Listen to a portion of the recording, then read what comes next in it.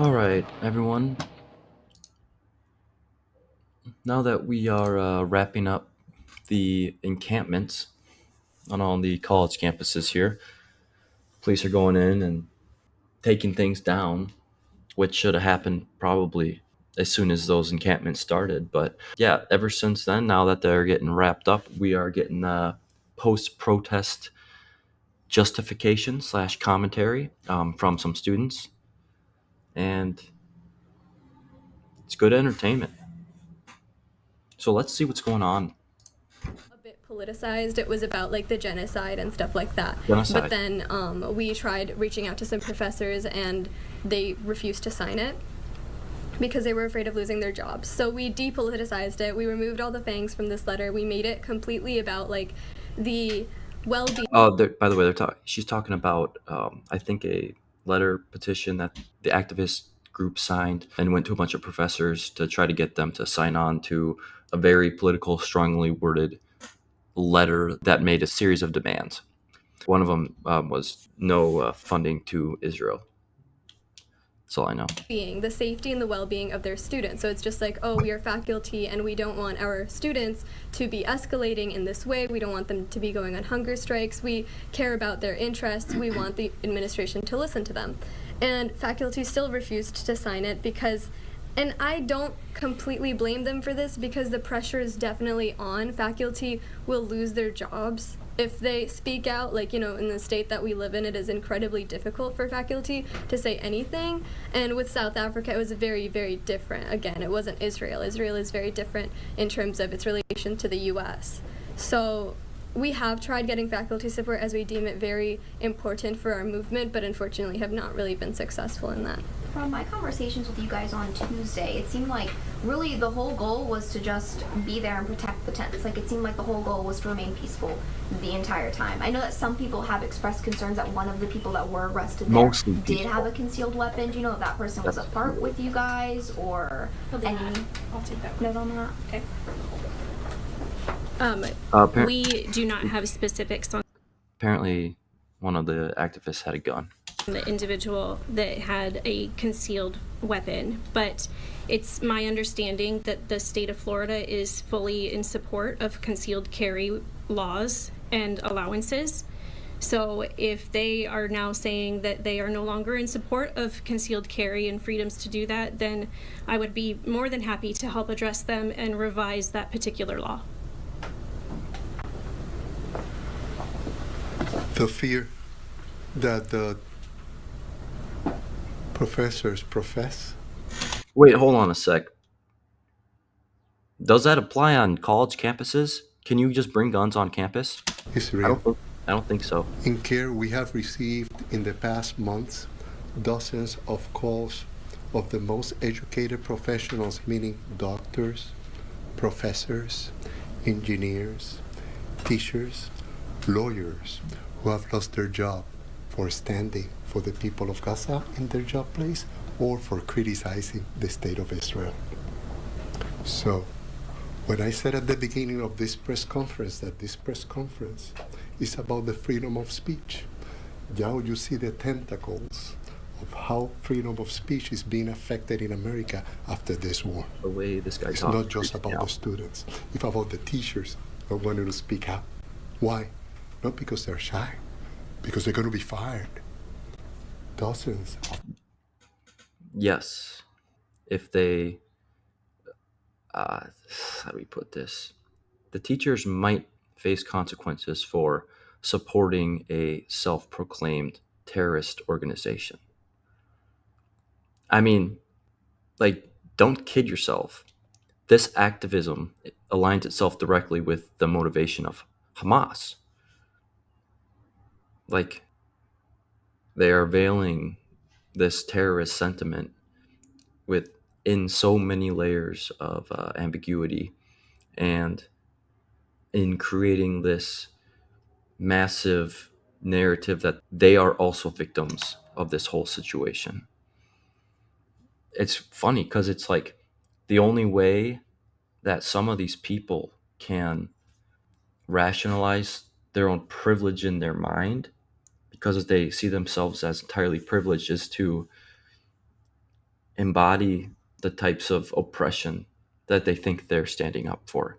And they do it with stuff like this, with those protests and those encampments where they chain the doors shut, lock themselves inside, demand food and water, and then declare themselves the victims when they get a little thirsty or hungry.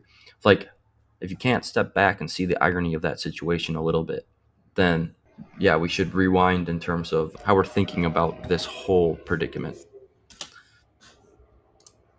Doctors in Florida, I'm just talking about Florida, dozens of doctors. You know how hard it is to hire a doctor? And here they fire them by the dozens for criticizing the state of Israel or for standing for the people of Palestine. Yes. This is The the state of latter, freedom for sure. of speech in Florida. This is Standing why for a this terrorist group. is about freedom of speech. Can our students, can our citizens criticize a foreign government and their policies or not? That's the question we should put forward to all. Another question.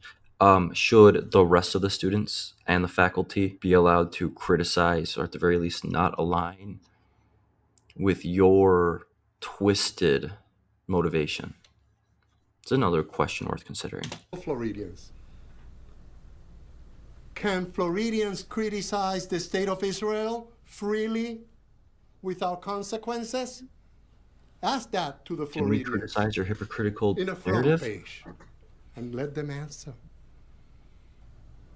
That's the status of our freedom of speech in Florida. Imagine, I don't read articles about the hundreds of journalists that have been murdered in Gaza. Not 10, 20, 50, hundreds of journalists like you guys murdered and bombed in Gaza, even if they have the press sign like this big in their chest. 8 workers. It's not just the 6 of Grand Central Kitchen. Israel have murdered hundreds of aid workers. We no longer respect Red Cross, Red Crescent, Doctors Without Borders, doctors being killed. That has been normalized in America. Civilians being killed has been normalized by Israelis. Because, yes, this all happens in, as these guys like to put it so much, it all happens in a vacuum, right? It's like, I would ask this guy, could you play devil's advocate? Understand or see how a unprecedented invasion and murder of 1,200, whatever, say 1,000 civilians might have consequences like this. I mean, you can protest and set up your encampment and do all these things all you want. And you know what? Fine. But why can't we even pretend to discuss the issue at an intellectually honest level? Like, the way this guy talks is just regurgitating the same like, these things are not being argued. But it's like, can we ever progress past the moral outrage into a more nuanced discussion about what actually should be done about the conflict? You can get up there and you can talk and you can scream all you want. But what exactly is the explicit resolution? What is the explicit blueprint that it would seem as though you possess in sorting this out? And maybe in a way that doesn't result in a terrorist organization taking power over the nation state. Like, that's a valid question, right? America. But we used to criticize from the regimes of the Soviet Union and Russia and China and North Korea. We don't want to criticize when that who engages is Israel. Why? What is the problem with that? Yes o no se va a permitir?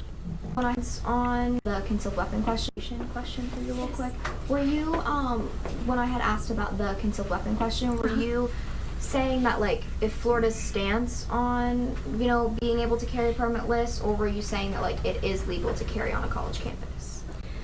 As far as I know, it's legal to carry anywhere, and not on a college campus. The charge was for Well, there you possession go. of school property. Like I said before, I don't have the details on that specific case or what happened or how they even came to know that he had one.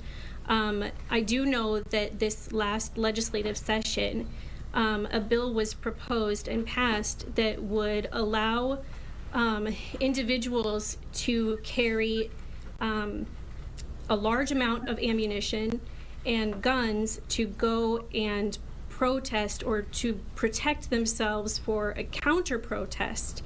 The bill was in regards to protests and riots during Black Lives Matter, is what they were trying to address and say. So my point was, if they are going to pass a law that says that you can go and arm yourself to work against protesters, then why are they having a problem with a concealed carry law that they widely support and try and make sure that individuals in Florida can carry their gun anywhere? So that was my point. I don't have details on that specific case. Is that how it works? Or I would share them with you, but I don't know the exact specifics. Thank you. Well, you Any other question? probably shouldn't get up on the stand to defend on that. Probably shouldn't get up on your little pedestal to vehemently defend that guy if you don't even know what you're talking about. I mean, because it sounds like you don't. It sounds like he was rightfully given swift consequences. Like, what is the what Questions? are you ¿Alguna doing? otra pregunta? Thank you. Gracias por estar con nosotros. You're gonna start talking in Spanish.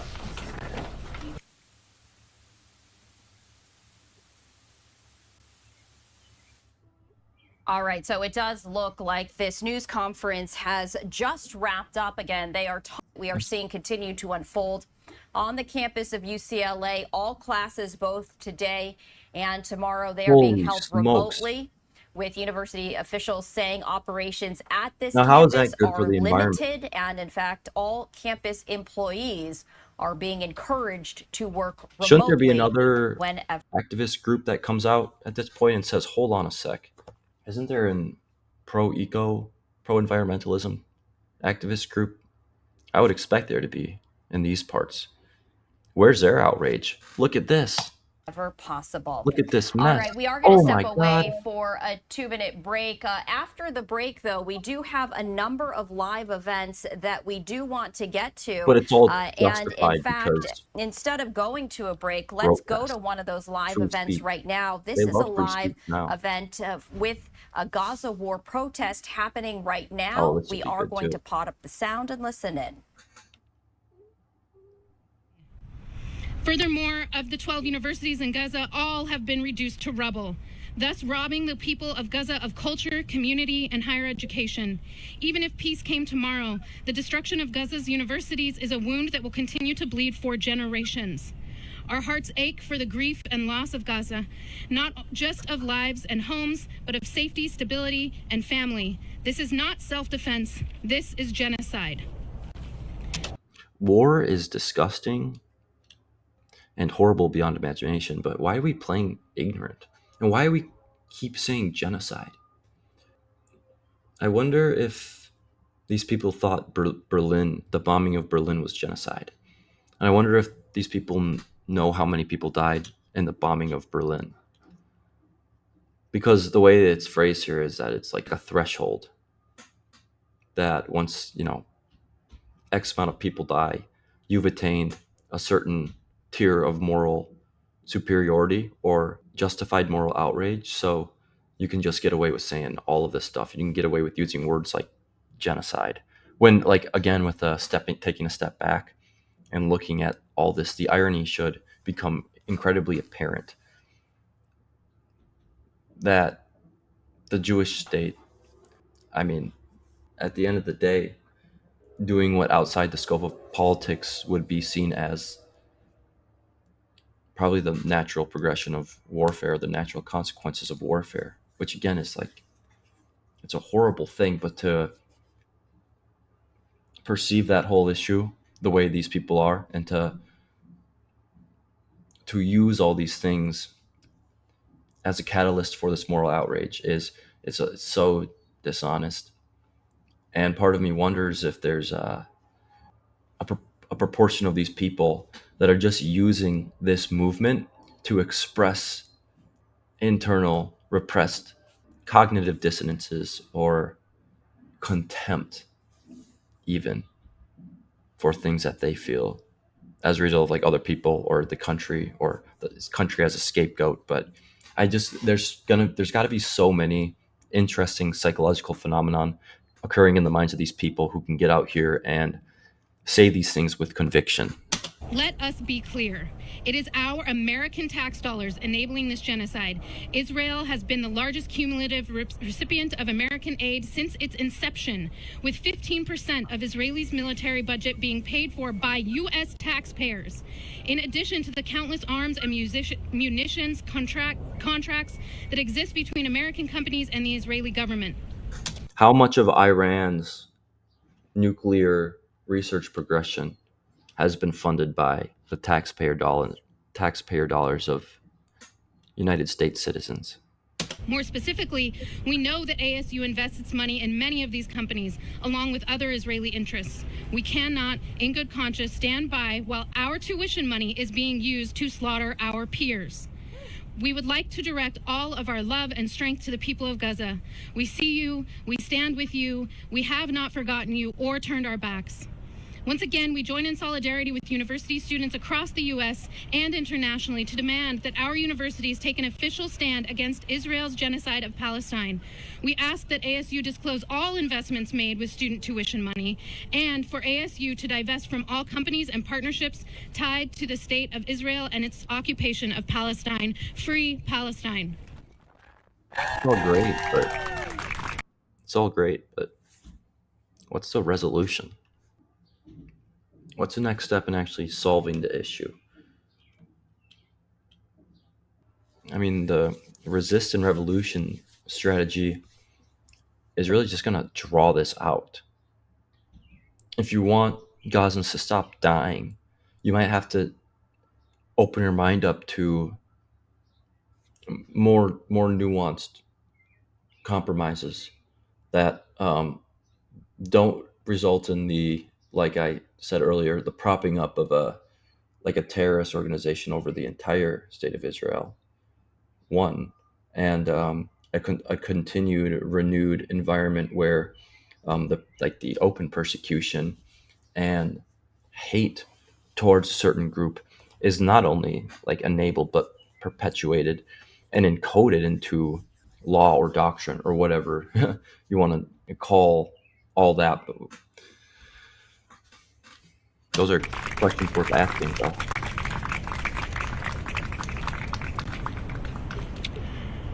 Our next speaker will be reading a statement on behalf of the father of one of the arrested students.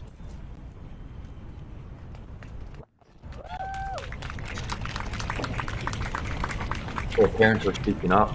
Unfortunately, the father couldn't be here today, but I do want to kind of preface his statement with, would that we had the time to hear from all the students about their personal story, why they got involved last week, why they do not support the genocide, why ASU is culpable.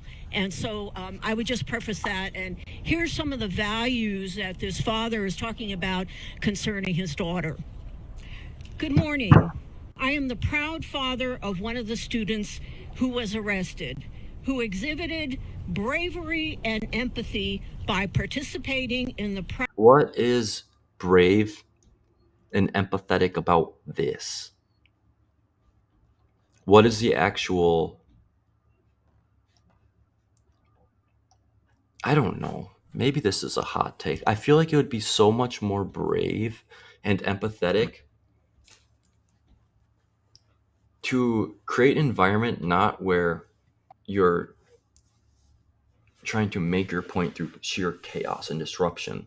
Like, is there any room to have a civilized, just a real conversation about what the heck to do?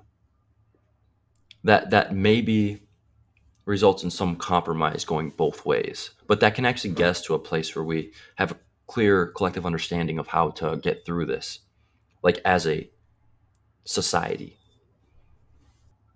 Like, why is this behavior just automatically deemed as brave and empathetic? You don't even know how your son, daughter, child conducted themselves within this environment. And because it looked like a lot of those people were not conducting themselves in a way that progressed the Palestinian cause.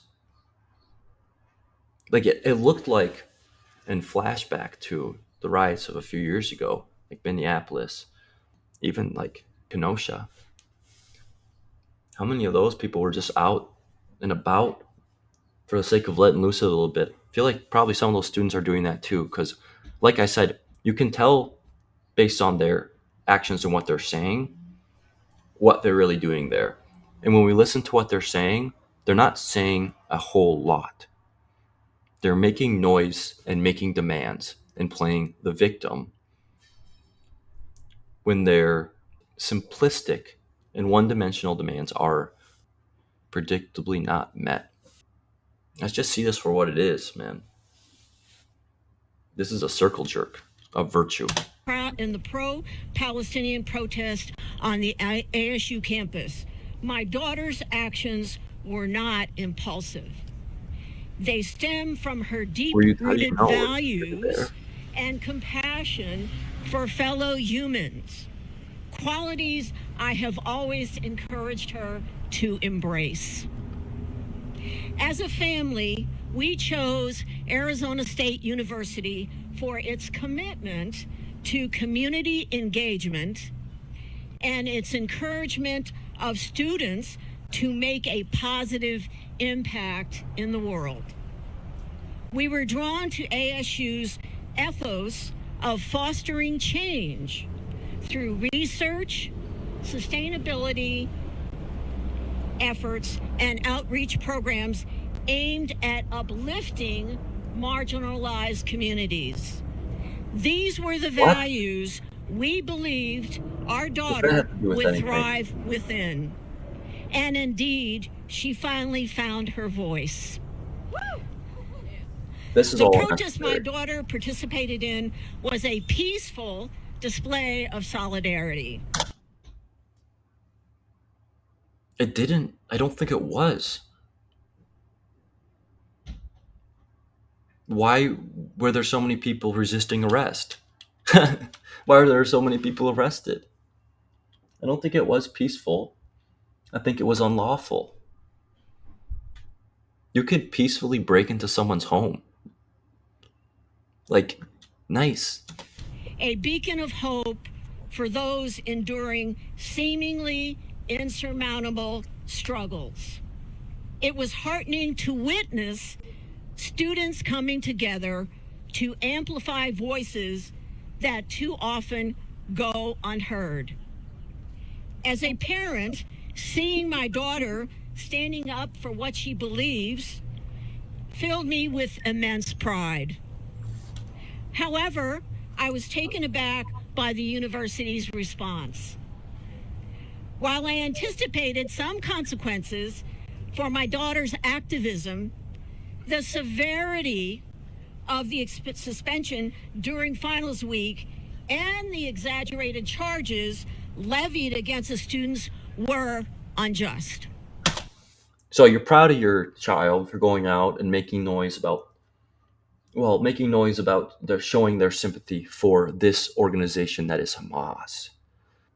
And literally just having acknowledged the unspeakable, insurmountable horror that perhaps some of these Palestinian people may be facing, you're going to get up here on your pedestal and cry about the legal consequences because your child's heart was in the right place. This is just layer on layer of hypocritical irony. And the real, like, how does no one acknowledge the real victims of this, the original victims of this whole situation, the still current victims and the longest standing victims, the hostages that are still in captivity today? Why is there zero acknowledgement of those people in these outcries? And why is not a single person saying, hey, we'll release your hostages, give us a ceasefire, and that'll be that? At least saying that. Why is it so difficult for one of these people to say? We demand a ceasefire. We demand the stopping of killing of innocent people in Gaza, and we will return your hostages today. And then we can figure all this out later. But like right now, let's stop killing people. Why is it so difficult to say something like that? And why are the hostages so rarely acknowledged by these people? They're never acknowledged by these people. You just hear words that evoke very high emotions, like genocide and open air prison. And you got a guy holding a sign in the background of this that says something Palestinian Antifada, It felt which is like an violent revolution, attempt by the way. to stifle empathy and silence dissenting voices. I urge the administration To stifle empathy? Is that what these students were truly doing? They were just out here being empathetic. They were being extra empathetic to the environment. Look at that. Like, look at that. Those two like images, those two contexts juxtaposed next to one another is so funny. Because it, I don't know, very accurately reflects the dissonance that these administrators people of have. ASU to reconsider their decision and lift the suspensions imposed upon my daughter and her fellow students. Instead of Oh, punitive please, their measures, hearts were in the right place. let us provide guidance Please revoke and your consequence. support to young activists like my daughter, nurturing their passion for social justice It's a passion for social in justice. constructive That's what this is. ways. It's a passion for Let virtual vigilance. ASU be a sanctuary where students can channel their empathy into meaningful action, shaping a brighter future for all of us. What's the Thank you. meaningful action in this context? There's a lot of meaningful garbage coming out.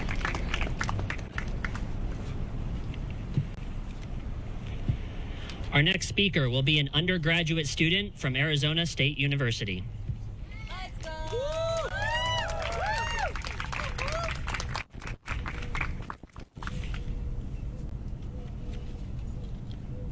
Hello, hi.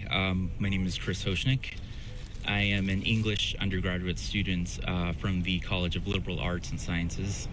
I'm also a member of the Navajo Nation. Okay. The following statement comes from MFA candidate in poetry, Ailing Zulema Dominguez. We are told to think critically, but not too critically. Never so critically that we are driven to action. For that would challenge the very pillars upon which this university stands on unceded Papayash and O'odham lands. Using my labor and your tuition to support Israel, a nation state that for the past 200 days and 75 years has been equating its right to self-determination with an imagined right to carry out genocide. We should have a genocide counter on the top right of the screen. Next time I'll make that happen. Mass murder of tens of thousands of Palestinians, nearly half of which are children, entire lineages decimated. How much fossil fuel is being burned to operate the vehicles, the construction equipment they're using to clean up all your trash? That'd be a good one to get on paper. If, as Nina Simone urged us, an artist's duty is to reflect the times, then as the Black Panthers and the Brown Berets and every liberation effort across and in between has and continues to urge us, it is a student's duty to question and challenge the powers which dictate the times, so long as injustice persists. It is the oppressed. That gives a little bit of insight, because these people do kind of think they're operating in the moral shadow of groups like the Black Panthers. So it's like a little romanticization of the whole revolution, of the whole violent revolution idea. The wretched of the earth, the historically exploited and displaced that are burdened with the task of having to resist, through concurrently blessed with the seeds of new worlds and the opportunity to sow and water them. ASU's silencing of students should perhaps come at no surprise, given the university's record of hosting U.S.-Israeli cyber security workshops, and the fact that it operates in a state where the Treasurer's office currently has $15 million invested in Israel bonds at an institution that claims to want to protect its students' safety. The ASU Chief of Police, Michael Thompson, held a knife in the hand on campus grounds, destroying personal property and intimidating students. That's a really creative and evocatory way to describe them. Or they're probably like cutting ropes and cutting locks and the things that were tying the barricades together. And it's evoked as though, like, I was expecting him to say, holding a knife to the necks of Palestinian students. It's like, try to create more of a, like, try to stir up the emotions. And on the emotions very same lawn where unarmed, peaceful student protesters were arrested, a separate group of counter-protesters were permitted to gather and verbally harass and destroy the... So when we were occupying, commandeering the public campus space, you guys let another group of counter-commandeers enter that space and dare challenge our premises. You guys let that happen. How dare you? And it's another layer of victimhood. This is getting difficult to listen to. Property of other students. ASU, thank you for making clear which students' safety you prioritize over others. The non-terrorist sympathizers. I'm okay with that. Let me spare no lack of clarity. W for ASU. You continue to exhibit gross inequality in the way students calling for a ceasefire and an end to the occupation of Palestine are treated versus those who have either no issue or a vested financial interest in maintaining the pro-Israeli status quo. On Monday, September 6, 1985, the Arizona Board of Regents ordered both U of A and ASU to, quote, divest their holdings in companies doing business in South Africa. Roughly 3.4 million following waves of student-led anti-apartheid activism carried out on both campuses.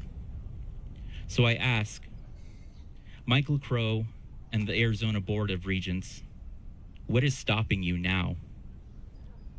Rather than divest from Israel, rather than listen to students, you suspend students' organizations that express support for Palestine, such as Mecca to ASU, and conduct mass arrests.